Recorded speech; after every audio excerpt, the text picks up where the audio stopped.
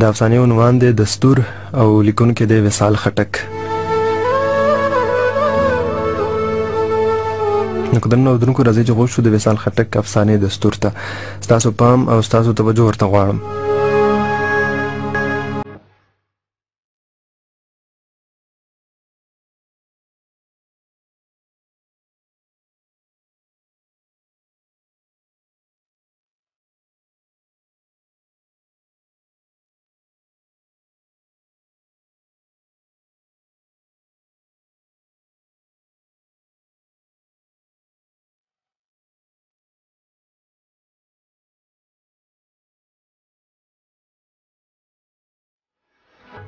دستور.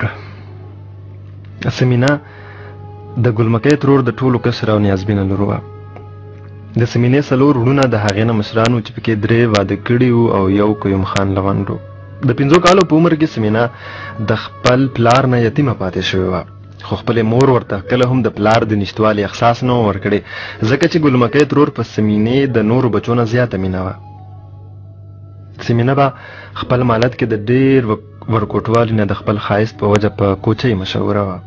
باید چې هغه خپلو وروڼو په ښوونځي کې داخله کړې وي، خو هغه خپلې مور ګلمکۍ ترور هغه په ښوونځي کې داخله کړه و، ان تر دې چې سهار به یې تر د ښوونځي دروازې رسوله هم او د چوټۍ په وخت به یې واپس هم ډېر په مینه راوسته او د هغې هر ارمان به یې په نیمه خوله پوره کوه.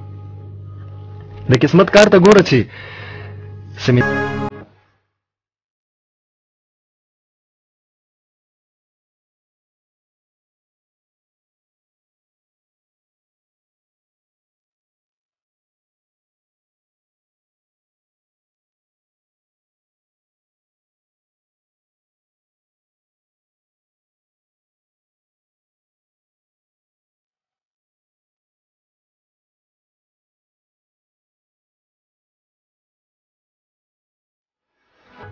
دستور. سمینا د ګلمکۍ ترور د ټولو کشره او نیازبینه لور وه. د سمینې څلور وروڼه د هغې نه مشران وو چې پکې درې واده کړي وو او یو قیوم خان لونډ و. د 5 کالو په عمر کې سمینا د خپل پلار نه یتیمه پاتې شوې وه، خو خپلې مور ورته کله هم د پلار د نشتوالي احساس نه و ورکړی، ځکه چې ګلمکۍ ترور په سمینې د نورو بچو نه زیاته مینه وه. سمینا به خپل مالت کې د ډېر ورکوټوالي نه د خپل ښایست په وجه په کوچۍ مشهوره وه. باید چې هغه خپلو وروڼو په ښوونځي کې داخله کړې وي، خو هغه خپلې مور ګلمکۍ ترور هغه په ښوونځي کې داخله کړه و، ان تر دې چې سهار به یې تر د ښوونځي دروازې رسوله هم او د چوټۍ په وخت به یې واپس هم ډېر په مینه راوسته او د هغې هر ارمان به یې په نیمه خوله پوره کوه. د قسمت کار ته ګوره چې سمینا د 12 کالو شوه، نو د هغې په ژوند تندر را پرېوته او د هغې مور چې غر ته په خشاک پسې تلې وه د یو لوی ګړنګ نه را پرېوته او په کټ کې یې مړه راوړه.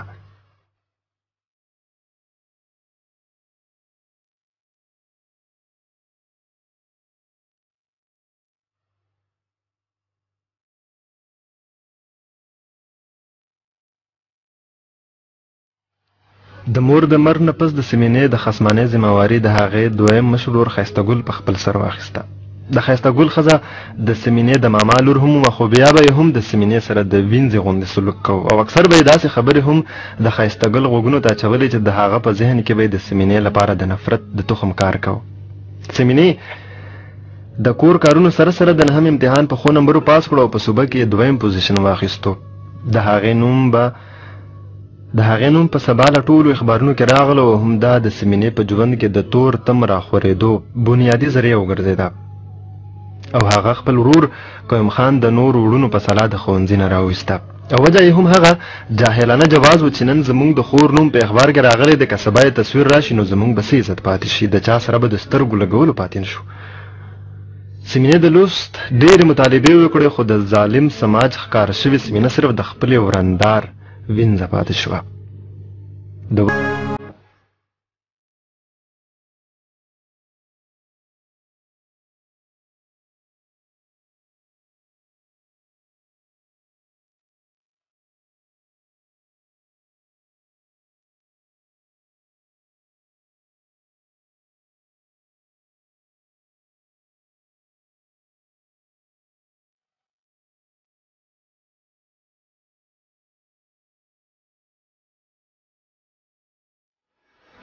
دستور سمینا د ګلمکۍ ترور د ټولو کسر او نیازبینه لور وه.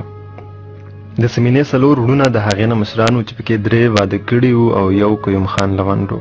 د 5 کالو په عمر کې سمینا د خپل پلار نه یتیمه پاتې شوې وه، خو خپلې مور ورته کله هم د پلار د نشتوالي احساس نه و ورکړی، ځکه چې ګلمکۍ ترور په سمینې د نورو بچو نه زیاته مینه وه. سمینا به خپل مالت کې د ډېر ورکوټوالي نه د خپل ښایست په وجه په کوچۍ مشهوره وه. باید چې هغه خپل ورونو په ښوونځي کې داخله کړې وي، خو هغه خپلې مور ګلمکۍ ترور هغه په ښوونځي کې داخله کړه، ان تر دې چې سهار به یې تر د ښوونځي دروازې رسوله هم